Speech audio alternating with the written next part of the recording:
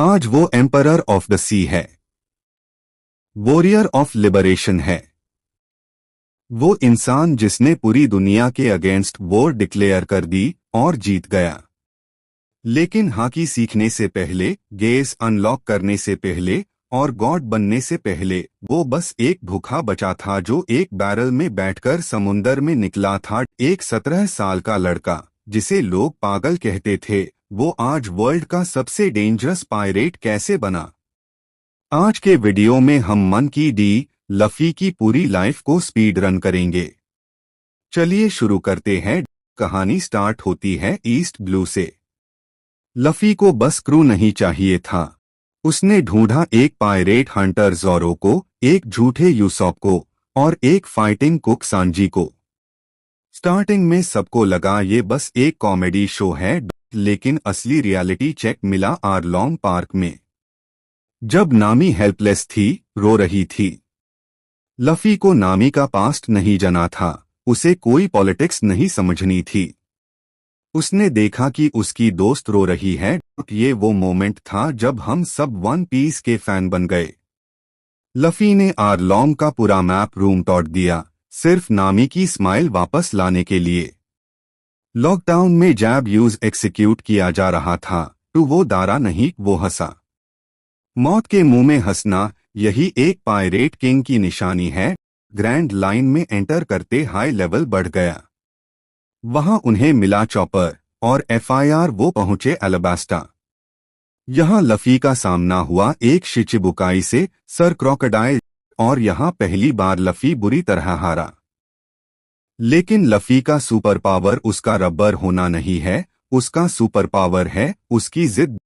ये पहला सिग्नल था वर्ल्ड गवर्नमेंट को कि ये लड़का रुकने वाला नहीं है। लेकिन दोस्तों, लाइफ हमेशा सिंपल नहीं होती। वाटर 7 में क्रू टूट गया। गोइंग मैरी खत्म हो चुकी थी। यूसॉप ने लफी को चैलेंज किया। वो फाइट देखकर किसका दिल नहीं टूटा।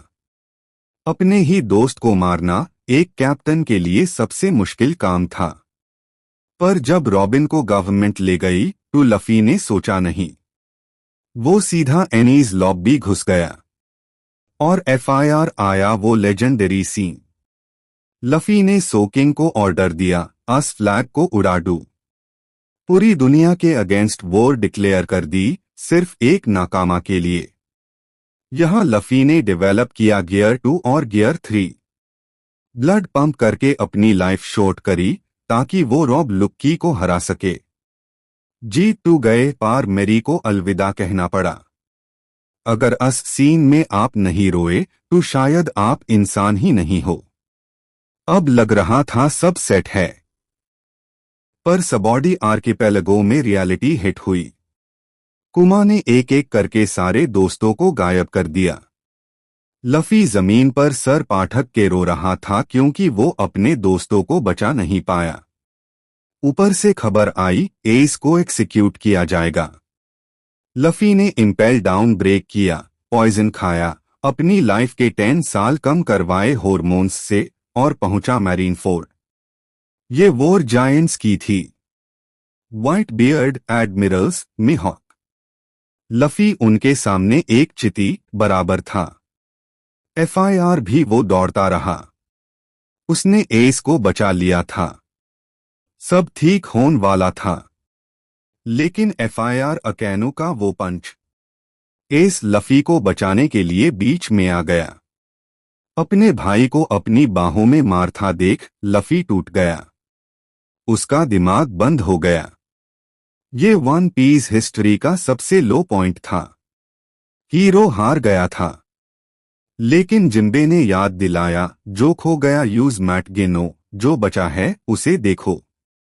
लफी के पास अभी भी उसका क्रू था।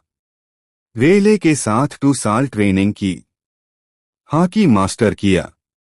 2 साल बाद जब वो वापस आया, ओह भाई, जिस पैसिफिस्टा ने उन्हें तबाह किया था उसे एक पंच में ढेर कर दिया।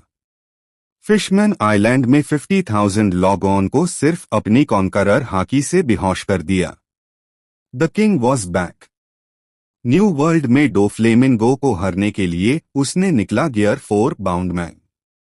पर असली चैलेंज द योंको पहले बिग मॉम के टेरिटोरी में जाकर कटकुरी को हारा। वहां उसने सीखा फ्यूचर साइट डॉट FIR आया वनो कैदो।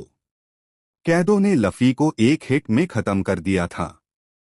थंडर बगुया लफी जेल गया, ट्रेन किया, वापस आया।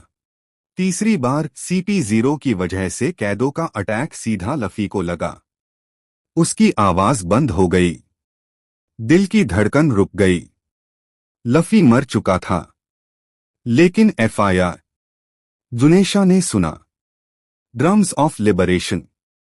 लफी का डेवल फ्रूट गोमू गोमू नो एमाई नहीं था, वो था हितो हितो नो एमाई model Nika the sun god. Gear 5। उसने कैदो को जंप रोप बना दिया, लाइटनिंग को पकड़ लिया। वो बैटल में हंस रहा था। ये पावर थी फ्रीडम की। उसने दुनिया के सबसे स्ट्रॉन्ग क्रीचर को जमीन में गाड़ दिया। आज लफी एक योंको है, शैंक्स के बराबर खड़ा है। एक बैरल से शुरू करके आज वो वॉरियर ऑफ लिबरेशन बन चुका है। एगहेड आइलैंड और एल्बाफ अब नेक्स्ट डेस्टिनेशन है। वन पीस बस कुछ हाई डोर है।